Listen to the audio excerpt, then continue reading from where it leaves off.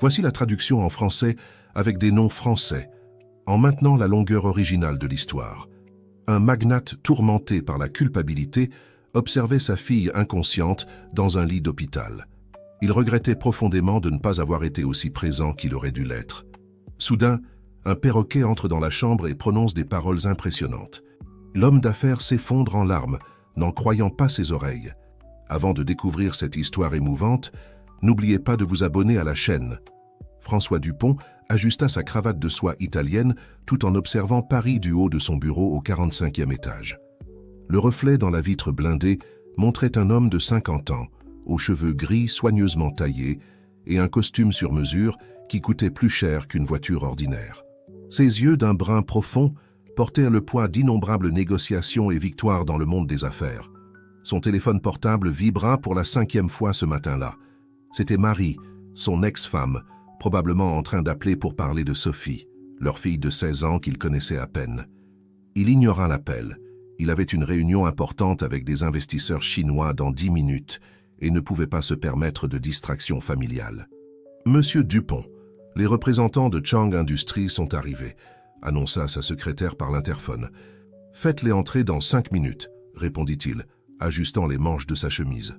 Tout en organisant les documents sur son bureau en marbre noir, ses pensées vagabondèrent brièvement vers sa dernière rencontre avec Sophie il y a 3 mois, lors d'un déjeuner précipité. Elle avait essayé de lui montrer ses dessins, parlait avec animation d'une exposition d'art à l'école, mais il était plus préoccupé par les messages qui arrivaient sans cesse sur son téléphone. L'interphone sonna à nouveau. « Monsieur Dupont, votre ex-femme est sur la ligne 1. Elle dit que c'est urgent. » François souffla d'irritation. « Dites-lui que je suis en réunion. » Elle insiste que c'est à propos de Sophie, monsieur. Elle semble très nerveuse. Quelque chose dans la voix de sa secrétaire le fit hésiter. En 20 ans de travail ensemble, Claudine n'avait jamais montré d'inquiétude pour ses affaires personnelles. « Passez-la-moi » céda-t-il finalement. La voix de Marie surgit, étranglée de l'autre côté de la ligne. « François, Sophie, elle a eu un accident. Nous sommes à l'hôpital américain de Paris. » Le monde sembla se figer. Les mots suivants de Marie lui parvinrent comme à travers un tunnel lointain. Quelque chose à propos de Sophie qui s'était évanouie pendant le cours d'éducation physique, une chute, un traumatisme crânien. « J'arrive tout de suite », fut tout ce qu'il put dire avant de raccrocher. Il sortit du bureau comme une tornade, ignorant les protestations de Claudine concernant la réunion avec les Chinois.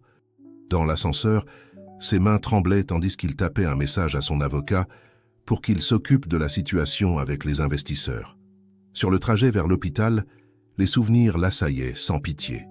Sophie, apprenant à marcher, ses premiers dessins sur le réfrigérateur, le dernier anniversaire auquel il avait assisté, elle n'avait que 8 ans.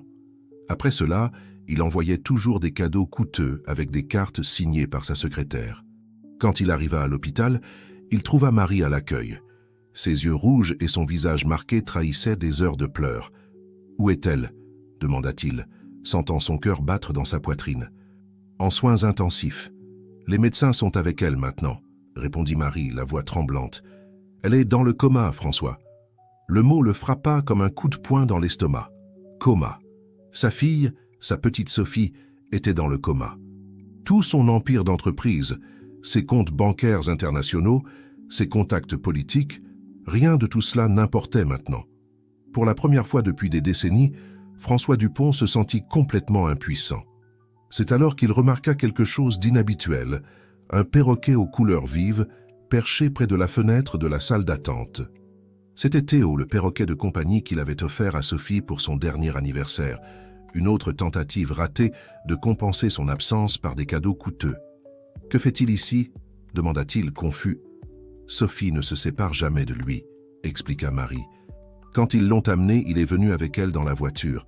Personne n'a réussi à le faire rentrer à la maison. » François s'approcha de la fenêtre, observant l'oiseau. Pendant un moment, leurs regards se croisèrent, et il aurait juré avoir vu quelque chose de différent dans ses yeux noirs et brillants, quelque chose presque humain. La nuit s'étirait dans le couloir des soins intensifs. François restait assis sur la même chaise inconfortable depuis des heures, alternant entre des moments d'angoisse et de brefs sommeils agités. Marie était rentrée chez elle pour prendre une douche et chercher quelques affaires pour Sophie, le laissant seul avec ses pensées et le perroquet particulier qui refusait de quitter l'hôpital. À travers la vitre, il observait le visage pâle de sa fille, connecté à divers appareils qui surveillaient ses signes vitaux. Les médecins avaient expliqué que le traumatisme à la tête avait causé un œdème cérébral et que les 48 prochaines heures seraient cruciales pour sa récupération. Son téléphone portable ne cessait de vibrer avec des messages et des appels manqués. La réunion annulée avec les Chinois provoquait un véritable tremblement de terre dans l'entreprise. Pour la première fois de sa vie, François ne se souciait pas des millions qu'il pourrait perdre. « Monsieur », une jeune infirmière l'appela doucement, « je dois faire quelques procédures dans la chambre. Pourriez-vous attendre dans la salle d'attente pendant quelques minutes ?» François acquiesça, se levant avec difficulté. Son dos lui faisait mal d'être resté assis dans la même position. Dans la salle d'attente, il trouva Théo perché près de la fenêtre, observant la ville illuminée au dehors.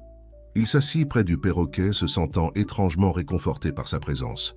C'était l'animal de compagnie de Sophie, après tout. Quelque chose qui faisait partie de son quotidien, contrairement à lui-même. « Tu dois passer plus de temps avec elle que moi », murmura-t-il à l'oiseau, plus pour lui-même que dans l'attente d'une réponse. À sa surprise, Théo tourna la tête dans sa direction et parla avec une clarté impressionnante. « Tu vas tout perdre ». François sentit un frisson parcourir son échine. Il savait que les perroquets pouvaient répéter des mots, mais il y avait quelque chose de troublant dans la façon dont Théo avait prononcé cette phrase. « Qu'as-tu dit » demanda-t-il, se penchant en avant. « Il revient », répondit Théo, ses yeux noirs fixés sur François. Avant qu'il ne puisse traiter ce qui se passait, son téléphone sonna. C'était Claudine, sa secrétaire. « Monsieur Dupont, je suis désolé de vous déranger, mais les Chinois, ils menacent d'annuler tout le projet. Ce sont 200 millions d'euros d'investissement. » « Claudine, l'interrompit-il, ma fille est dans le coma. Pour la première fois de ma vie, je me fiche de l'argent. » Le silence à l'autre bout de la ligne fut assourdissant. En 20 ans, il ne lui avait jamais parlé ainsi. Il raccrocha le téléphone et reporta son attention sur Théo, mais le perroquet était maintenant silencieux, comme s'il n'avait jamais prononcé ces mots énigmatiques. Un flash de mémoire le frappa. Sophie, à 6 ans, lui demandant de jouer avec elle. « Juste 5 minutes, papa. » Il était occupé avec une vidéoconférence importante. « Plus tard, ma chérie. Maintenant, papa doit travailler. » Toujours plus tard, toujours le travail, toujours l'argent. Théo vola soudainement plus près, se posant sur le dossier de la chaise à côté de François. « Le temps est en train de s'épuiser, » dit le perroquet avec une clarté effrayante. François sentit son cœur s'accélérer. Cela ne pouvait pas être normal. Les perroquets répétèrent des phrases qu'ils entendaient, mais ces mots étaient trop spécifiques, trop contextuels. L'infirmière revint. « Monsieur Dupont, vous pouvez revenir maintenant. » En se levant, ses jambes tremblaient. Les paroles de Théo résonnaient dans son esprit. « Tu vas tout perdre. » Il revient. Le temps est en train de s'épuiser. Il retourna auprès de Sophie, observant son jeune visage serein. Sur le mur de la chambre, il y avait un dessin qu'elle avait fait, un autoportrait coloré et plein de vie. À côté de la signature, une petite note. « Pour le meilleur papa du monde, même quand il est trop occupé pour voir mes dessins. » Les larmes, qu'il avait retenues depuis si longtemps, commencèrent enfin à couler. L'aube trouva François toujours à l'hôpital, les yeux rouges fixés sur la fenêtre de la chambre de Sophie. Le reflet dans la vitre montrait un homme différent de celui qu'il avait l'habitude d'admirer du haut de son bureau. Le costume froissé, la cravate desserrée, la barbe naissante. Pour la première fois depuis des années, son apparence était la dernière de ses préoccupations. Marie revint en apportant un sac à dos avec les affaires de Sophie, son journal intime, quelques crayons à dessin et un petit album photo. « J'ai pensé qu'elle aimerait avoir ces choses près d'elle quand elle se réveillera, dit-elle, hésitant sur la dernière partie. François prit l'album d'une main tremblante. Les premières pages montraient des moments qu'il reconnaissait, des anniversaires d'1 et 2 ans, des Noëls en famille, des promenades au parc. Au fur et à mesure qu'il avançait, sa présence sur les photos diminuait, jusqu'à disparaître complètement. Les dernières images étaient toutes de Sophie avec sa mère, avec des amis de l'école, avec Théo. « Elle a gagné plusieurs prix d'art cette année », commenta Marie, brisant le lourd silence. « Elle a eu une exposition individuelle à l'école le mois dernier. J'ai envoyé une invitation à ton bureau. » François ferma les yeux, se souvenant de l'invitation rose qui était arrivée avec le courrier de l'entreprise. Il avait demandé à Claudine d'envoyer des fleurs en son nom, comme il le faisait toujours. Théo, qui restait dans la chambre malgré les protestations occasionnelles de l'équipe médicale, lança un cri aigu. « Les fleurs se fanent, papa !» Marie écarquilla les yeux. « Depuis quand dit-il ça ?»« Il dit des choses étranges depuis hier, » répondit François, sentant un frisson. « Des phrases qui semblent dirigées vers moi. » Comme pour confirmer ses paroles, Théo vola jusqu'au rebord intérieur de la fenêtre et prononça clairement « Le miroir va se briser ». Un des moniteurs connectés à Sophie émit un bip différent, faisant sursauter les deux parents. Une infirmière entra rapidement dans la chambre, vérifia les appareils et prit quelques notes. « C'est normal », assura-t-elle. Les signes vitaux restent stables. Quand ils furent à nouveau seuls, François ouvrit le journal intime de Sophie. Les pages étaient remplies de dessins incroyables, des portraits, des paysages, des scènes du quotidien. Parmi eux, il en trouva un particulièrement frappant. Un homme en costume assis seul dans une pièce au miroir, entouré de piles d'argent, mais avec un vide à la place du cœur. Sur la page d'à côté, Sophie avait écrit « Parfois je me demande si papa sait qu'il y a des choses que l'argent ne peut pas acheter, comme le temps, comme l'amour, comme les moments que nous n'avons jamais vécus ensemble. » « Elle a ton talent », commenta Marie, regardant par-dessus son épaule. « La même capacité d'observation, la même attention aux détails. Sauf qu'elle utilise ses dons pour créer de l'art, pas pour conclure des affaires. » François sentit chaque mot comme une aiguille dans sa poitrine. Il se souvenait de son propre père, un homme rigide et distant, qu'il avait élevé pour être un gagnant dans le monde des affaires. Il répétait le même schéma, perpétuant le même cycle d'absence et de froideur émotionnelle. « Les modèles se répètent », dit soudainement Théo, sa voix étrangement mélodieuse. « Cela doit cesser, » murmura François, fermant le journal. « Si elle se réveille… »« Quand ?» corrigea fermement Marie. « Quand elle se réveillera. » « Quand elle se réveillera, acquiesça-t-il, tout sera différent, je le promets. » À ce moment-là, il remarqua un léger mouvement dans les doigts de Sophie. C'était si subtil qu'il aurait pu l'imaginer, mais son cœur s'emballa quand même. « Docteur !» appela Marie, courant dans le couloir. Théo vola jusqu'à la tête du lit, ses yeux noirs fixés sur Sophie. « Le temps revient, » dit le perroquet, et pour la première fois, sa voix sonnait pleine d'espoir. Le mouvement dans les doigts de Sophie n'avait pas été une illusion, confirma le neurologue après une batterie d'examens, mais cela ne signifiait pas non plus nécessairement une récupération immédiate. « Ce sont des réflexes naturels, » expliqua-t-il, « mais c'est un signe positif. » Le cerveau répond. Ce petit espoir fut suffisant pour que Richard décide de faire quelque chose qu'il n'avait jamais fait dans toute sa carrière. Il prit un congé pour une durée indéterminée de l'entreprise. La nouvelle provoqua un véritable séisme sur le marché financier. Les actions de Durant Enterprises chutèrent de 12% en une seule journée. Le conseil d'administration est en panique, informa Carmen par téléphone. Ils convoquent une réunion extraordinaire pour demain. Qu'ils convoquent, répondit Richard, observant Sophie à travers la vitre. Ma fille est plus importante que n'importe quel conseil d'administration. C'était maintenant le milieu de la nuit. Marie était rentrée se reposer un peu à la maison, laissant Richard seul avec Sophie et Théo. Le perroquet était particulièrement agité, volant d'un côté à l'autre de la chambre, ses ailes colorées reflétant la faible lumière des moniteurs. « Qu'essaies-tu de me dire ?» demanda Richard à l'oiseau, se sentant un peu idiot d'attendre une réponse cohérente. Théo se posa sur le dossier de la chaise et inclina la tête. « Les murs ont de la mémoire. » Richard fronça les sourcils. « Quel souvenir ?» En guise de réponse, le perroquet vola jusqu'à la table de chevet où se trouvait le journal intime de Sophie. Avec son bec, il tourna habilement quelques pages jusqu'à arriver à un dessin spécifique. C'était une séquence de cases, comme une bande dessinée, montrant une petite fille qui attendait à la fenêtre. Dans chaque case, la fille vieillissait un peu, mais continuait d'attendre. « Sophie » murmura Richard, reconnaissant l'histoire que racontait le dessin. Combien de fois avait-il promis de rentrer tôt, de passer du temps avec elle, pour finalement annuler à la dernière minute? « Le temps ne revient pas », dit Théo, sa voix portant une tristesse presque humaine. « Mais il peut suivre un chemin différent », répondit Richard, se surprenant lui-même. À ce moment-là, son téléphone portable vibra. C'était un message du président du conseil d'administration. Richard, soyez raisonnable. L'entreprise a besoin de vous. Nous parlons du travail d'une vie. Alors qu'il fixait l'écran, un souvenir soudain le frappa. Sophie, à 12 ans, gagnant son premier prix d'art à l'école. Il avait promis d'être là, mais une négociation importante à Londres l'en avait empêché. Il avait envoyé un bouquet de roses très coûteuses, avec une carte d'excuses. « Les fleurs ont fané, papa », répéta Théo sa phrase précédente, comme s'il lisait dans ses pensées. Richard se leva et marcha jusqu'à la fenêtre. Paris brillait au dehors, une constellation artificielle de lumières et de gratte-ciel.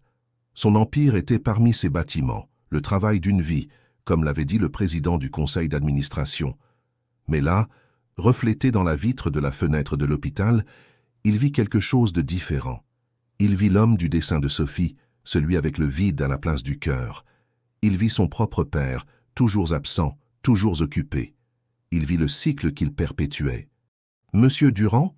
Une infirmière l'appela doucement. « Je vous ai apporté un café. »« Merci, » répondit-il, réalisant qu'il n'avait rien mangé depuis des heures. Pendant qu'il buvait le café, il remarqua quelque chose de nouveau dans la chambre. Sophie avait été entourée de ses dessins, que Marie avait apportés de la maison. Les murs blancs et stériles racontaient maintenant des histoires en couleurs vives, des histoires d'une vie qu'il connaissait à peine. « L'art, c'est la vie », prononça Théo, se posant près d'un des dessins. Richard prit à nouveau son téléphone portable et tapa une réponse au président du conseil d'administration. « L'entreprise survivra sans moi. Ma fille ne peut pas attendre plus longtemps. » Théo battit doucement des ailes et vola jusqu'à l'épaule de Richard. « Le miroir commence à se fissurer, » dit le perroquet, mais cette fois sa voix ne sonnait pas comme un avertissement, mais comme une promesse. L'aube du 3e jour apporta un changement subtil dans la chambre d'hôpital. Les dessins de Sophie, couvrant maintenant presque tous les murs, semblaient prendre vie sous la lumière dorée qui entrait par la fenêtre. Richard, qui n'avait pas dormi, observait comment les couleurs semblaient danser, créant des ombres et des reflets qui transformaient l'environnement stérile en une galerie d'art improvisée. « Elle a toujours dessiné comme ça ?» demanda-t-il à Marie qui venait d'arriver avec un petit déjeuner qu'il ne toucherait probablement pas. « Depuis toute petite, » répondit-elle, ajustant quelques dessins qui s'étaient détachés du mur. « Tu te souviens quand elle a couvert les murs de sa chambre avec des crayons de cire? Tu étais furieux. » Richard s'en souvenait. Sophie avait 5 ans à l'époque. Il avait crié à propos du papier peint importé d'Italie, de la discipline, des limites. Maintenant, en regardant en arrière, il réalisait combien de talent il y avait dans ces gribouillis enfantins qui l'avaient tant irrité. « Vous devez voir ça », appela une infirmière qui venait de vérifier les signes vitaux de Sophie. Son activité cérébrale a considérablement augmenté ces dernières heures.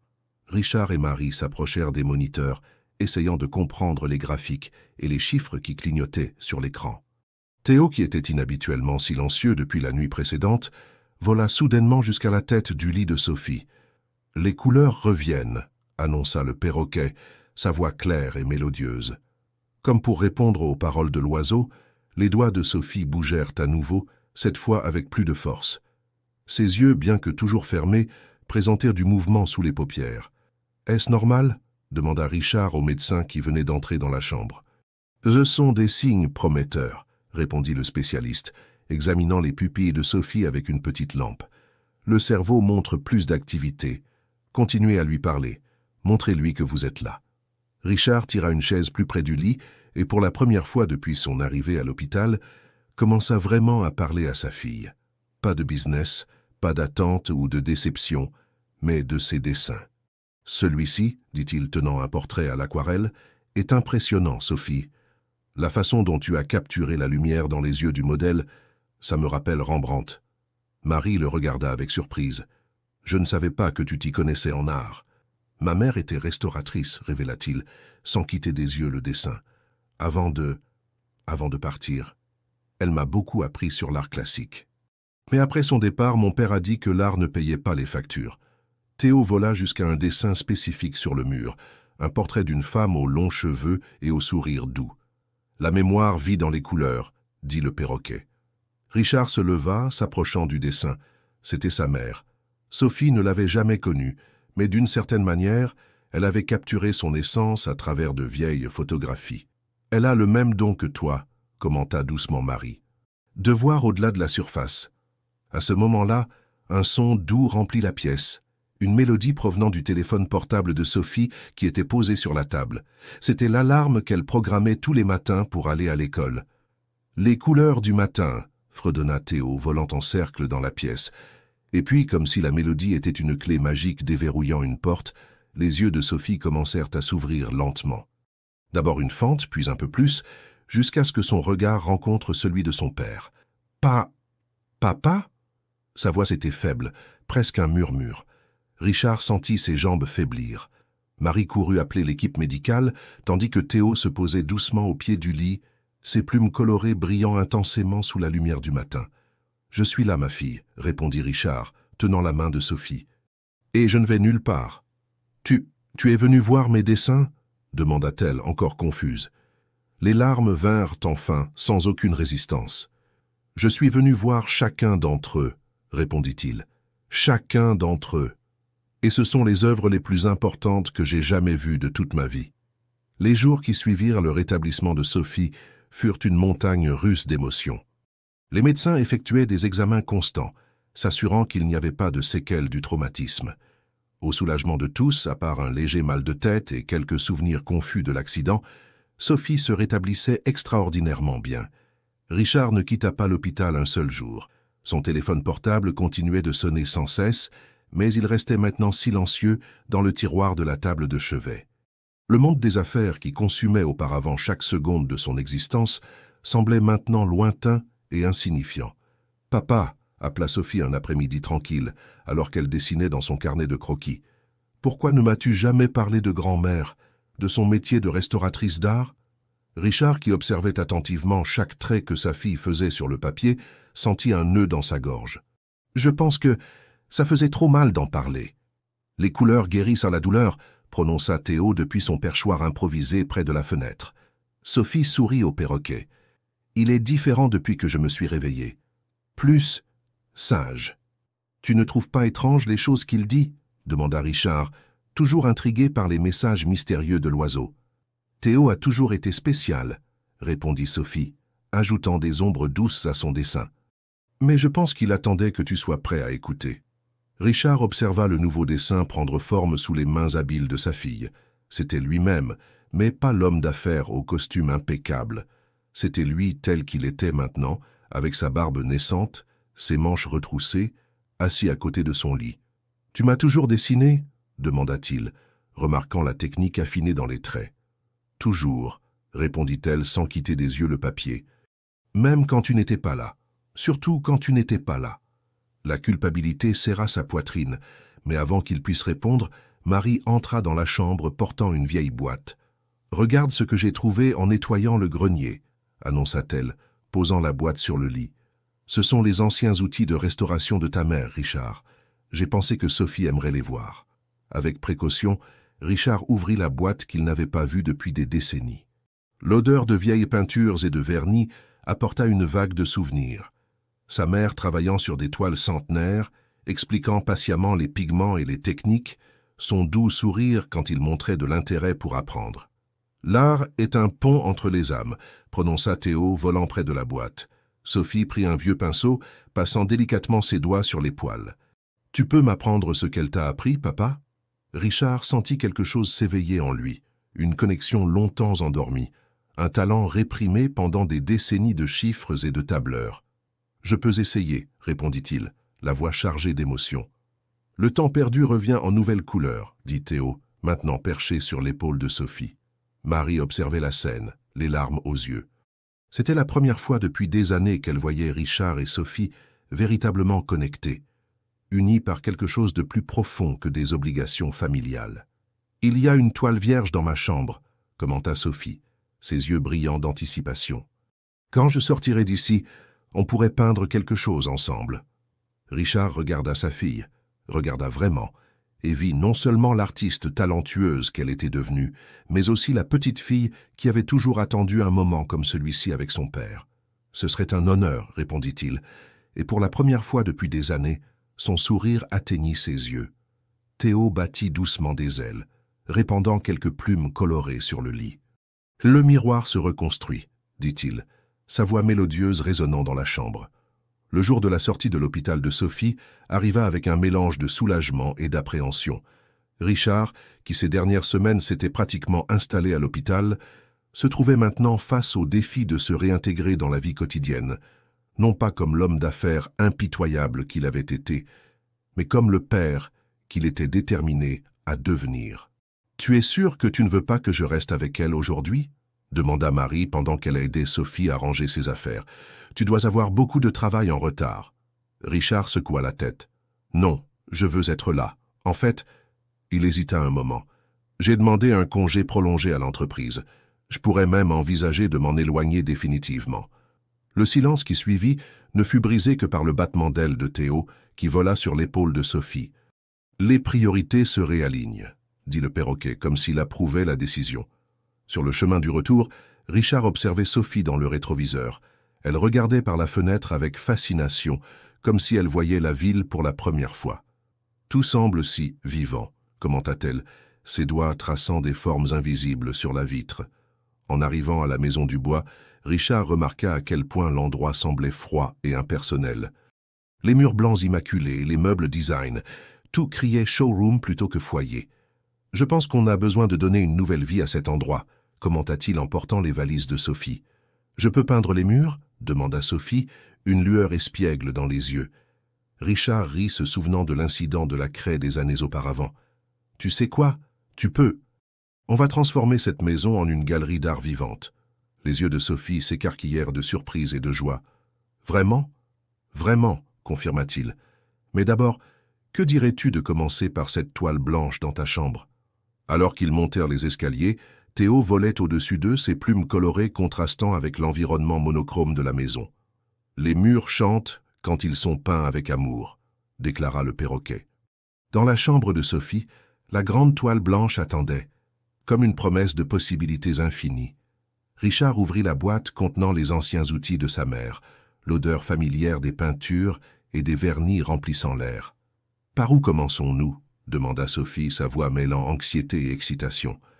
Richard prit un pinceau, sentant son poids, se souvenant des leçons de sa mère. « D'abord, nous avons besoin d'une base.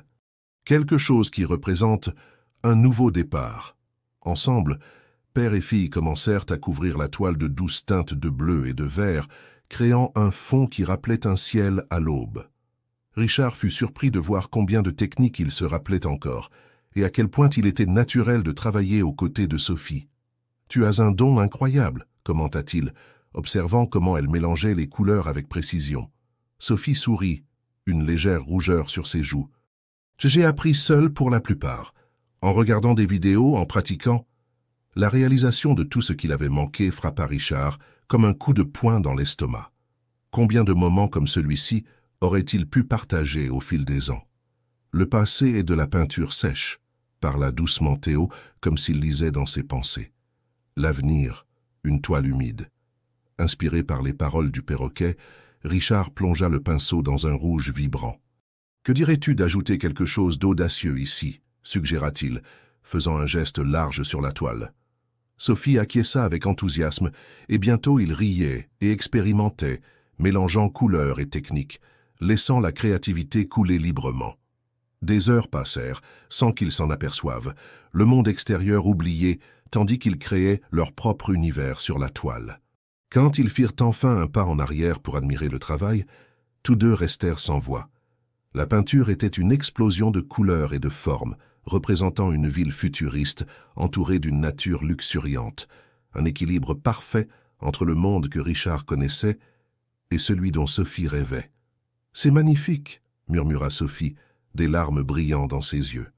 Richard passa son bras autour des épaules de sa fille, ressentant une connexion qui allait au-delà des mots. « C'est notre nouveau départ », dit-il, sa voix chargée d'émotion. Théo vola jusqu'au chevalet, se posant gracieusement à côté de la toile encore humide. « L'art guérit ce que le temps a brisé », déclara le perroquet, son regard alternant entre le père et la fille. À ce moment-là, en regardant la peinture qu'ils avaient créée ensemble, Richard comprit qu'il était témoin de la naissance de quelque chose de précieux. Pas seulement une œuvre d'art, mais la reconstruction de sa famille, peinte avec les couleurs de l'amour, de la compréhension et du pardon. Alors que la maison du bois se transformait progressivement en un atelier vibrant, le monde extérieur ne cessait de tourner. Au matin du 10e jour après la sortie de Sophie, la sonnette retentit avec insistance, brisant la tranquillité qui s'était installée dans la maison. Richard, les mains tachées de peinture et portant un vieux t-shirt, une vision impensable il y a quelques semaines, ouvrit la porte. De l'autre côté, Arnaud Leclerc, le président du conseil d'administration de Dubois Enterprise, le regardait avec un mélange de choc et d'indignation. « Richard, pour l'amour de Dieu, tu as disparu de la carte. Les actions de l'entreprise ont chuté de 30% depuis que tu as pris ce congé absurde, s'exclama Arnaud, entrant dans la maison sans y être invité. Avant que Richard ne puisse répondre, Arnaud s'arrêta brusquement, bouche bée devant la transformation de la maison. Les murs, autrefois immaculés, affichèrent maintenant des fresques colorées, des croquis et des peintures à divers stades d'achèvement. « Mais que diable s'est-il passé ici ?» demanda Arnaud, sa voix mêlant étonnement et horreur. « L'art s'est produit, » répondit Sophie, descendant les escaliers avec Théo sur son épaule.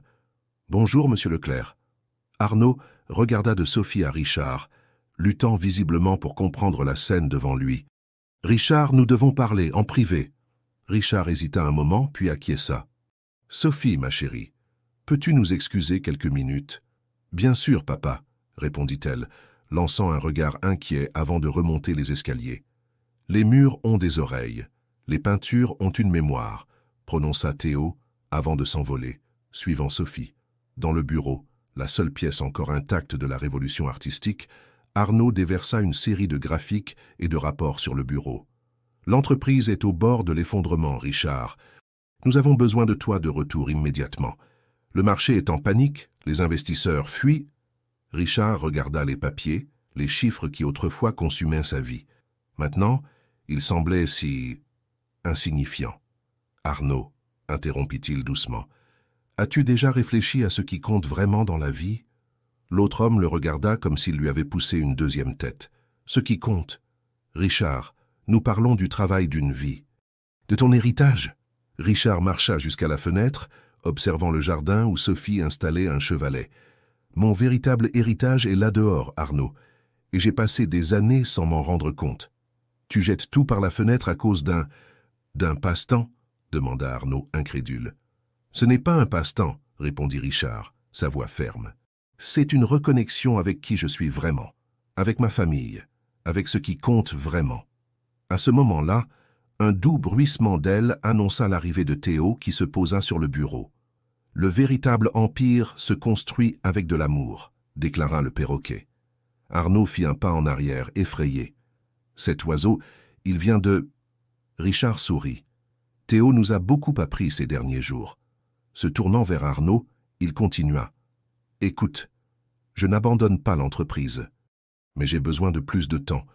Du temps pour être père, pour redécouvrir qui je suis au-delà des affaires. Mais les actionnaires? Le conseil? Bégaya Arnaud. Dis-leur que je travaille sur une nouvelle vision pour l'entreprise. Une qui équilibre profit et objectif. Et s'ils ne peuvent pas attendre? Richard fit une pause, les mots suivants le surprenant lui-même. Alors peut-être qu'il est temps de passer le relais. Arnaud le regarda pendant de longues secondes, puis commença lentement à ramasser les papiers. Tu es différent, Richard. Je ne sais pas si c'est en mieux ou en pire, mais différent. Quand Arnaud partit, Richard retourna dans le jardin où Sophie donnait les premiers coups de pinceau sur une nouvelle toile. « Tout va bien, papa ?» demanda-t-elle, l'inquiétude évidente dans sa voix. Richard sourit, prenant un pinceau. « Ça n'a jamais été mieux, ma chérie. Maintenant, que dirais-tu de m'apprendre cette technique d'ombrage que tu pratiquais hier ?» Tandis que père et fille se perdaient dans la peinture, Théo survolait le jardin, ses plumes brillant au soleil. « Le vrai succès se peint avec les couleurs du cœur », chantonna-t-il, sa voix se mêlant au son des rires et du vent dans les arbres. Un an s'était écoulé depuis la nuit de l'exposition qui avait tout changé. La maison du bois, autrefois symbole de pouvoir d'entreprise froid, pulsait maintenant de vie et de créativité. Le jardin, auparavant méticuleusement taillé, s'était transformé en une oasis luxuriante d'inspiration, avec des sculptures organiques et des parterres de fleurs sauvages. Richard observait le lever du soleil depuis sa nouvelle véranda atelier, une tasse de café fumant dans les mains. Sophie, maintenant âgée de 17 ans, dormait paisiblement après une nuit intense de peinture. Théo, comme toujours, était à proximité, ses plumes scintillant aux premières lueurs du jour. « L'aube peint de nouvelles possibilités », dit le perroquet, sa voix douce comme une brise matinale. Richard sourit. « Tu as raison comme toujours, mon ami. » Le téléphone sonna, brisant le silence contemplatif. C'était Arnaud Leclerc. « Richard, les résultats du premier trimestre sont là. » Tu ne vas pas le croire. Dubois Enterprise avait subi une transformation aussi profonde que son fondateur. Après l'exposition, Richard avait proposé une nouvelle direction pour l'entreprise, investir dans l'art, la culture et l'éducation. Beaucoup pensaient que c'était de la folie, mais les résultats parlaient d'eux-mêmes. Les actions ont augmenté de 45%, poursuivit Arnaud, l'excitation évidente dans sa voix. Notre programme de bourse pour jeunes artistes fait la une de tous les magazines d'affaires. Richard, tu avais raison. Équilibrer objectif et profit, c'est l'avenir. Après avoir raccroché, Richard sentit une présence familière à ses côtés. Sophie, encore somnolente, le rejoignit sur la véranda. « De bonnes nouvelles ?» demanda-t-elle, prenant le pinceau qu'elle gardait toujours à proximité. « Les meilleures », répondit-il, l'observant commencer à esquisser le lever du soleil. « Tu sais, Sophie, il y a un an, je pensais savoir ce qu'était le succès. Maintenant, je réalise que je ne faisais qu'effleurer la surface. » Sophie sourit, ajoutant des touches d'orange vif à sa toile. « Et qu'est-ce que le succès pour toi maintenant, papa ?» Richard prit un autre pinceau, se joignant à elle dans la peinture. « C'est ça, ce moment. Te voir grandir, créer. C'est savoir que nous faisons la différence, pas seulement en accumulant de la richesse, mais en enrichissant des vies. » Tandis que père et fille peignaient ensemble, capturant la beauté éphémère de l'aube, Marie entra sur la véranda, apportant plus de café. « J'ai une surprise pour vous, » annonça-t-elle, remettant une élégante enveloppe. Sophie l'ouvrit, ses yeux s'écarquillant d'émotion. « Je n'y crois pas. La Biennale de Venise. Ils veulent nos œuvres là-bas ?» Richard resta sans voix. La Biennale de Venise était le sommet du monde de l'art. À voir leurs œuvres, les peintures que lui et Sophie avaient créées ensemble, exposées là-bas, étaient plus qu'ils n'avaient jamais rêvé. « Cela mérite une célébration, » déclara Marie, ses yeux brillants de fierté. Ce soir-là, la maison Dubois se remplit de rires et de musique. Amis, famille, et même certains des anciens partenaires commerciaux de Richard se réunirent pour célébrer. Le jardin était illuminé de lampes colorées et des toiles blanches avaient été disposées partout, invitant les invités à laisser leur marque. Au sommet de la fête, Richard monta sur une petite plateforme improvisée, demandant l'attention de tous. « Il y a un an, je pensais tout avoir, » commença-t-il, sa voix chargée d'émotion. « L'argent, le pouvoir, l'influence. Mais j'étais vide à l'intérieur. Il a fallu que je sois sur le point de perdre ce qui compte vraiment pour comprendre la vraie valeur de la vie. » Il fit une pause, ses yeux rencontrant ceux de Sophie dans la foule. « Aujourd'hui, grâce à mon incroyable fille, à l'art que j'ai redécouvert, et oui, même à un perroquet très sage, il sourit, regardant Théo qui observait tout depuis son perchoir. Je comprends que la vraie richesse réside dans les liens que nous créons, dans les vies que nous touchons, dans la beauté que nous créons ensemble. » Levant son verre, Richard conclut « Alors portons un toast. À l'avenir, aux possibilités infinies, et à l'art de vivre pleinement. » Tandis que les invités applaudissaient et trinquaient, Sophie s'approcha de son père, l'enveloppant dans une étreinte serrée. « Merci de peindre ce nouvel avenir avec moi, papa, » murmura-t-elle. Richard la serra en retour, des larmes de joie dans les yeux. « Non, ma chérie, merci de m'avoir appris à voir à nouveau les couleurs de la vie. » Théo vola gracieusement, se posant sur l'épaule de Richard. De sa voix mélodieuse, le perroquet prononça ce qui semblait être une bénédiction finale. La toile de la vie n'est jamais achevée. Chaque coup de pinceau est un choix, chaque couleur une émotion. Le véritable artiste peint avec le cœur, transformant non seulement la toile, mais le monde qui l'entoure. Alors que la fête continuait autour de lui, Richard Dubois, l'homme qui avait autrefois été défini uniquement par son empire financier, se voyait maintenant comme faisant partie d'une œuvre d'art beaucoup plus grande. Une peinture vivante d'amour, de connexion et de but, avec des possibilités infinies encore à venir.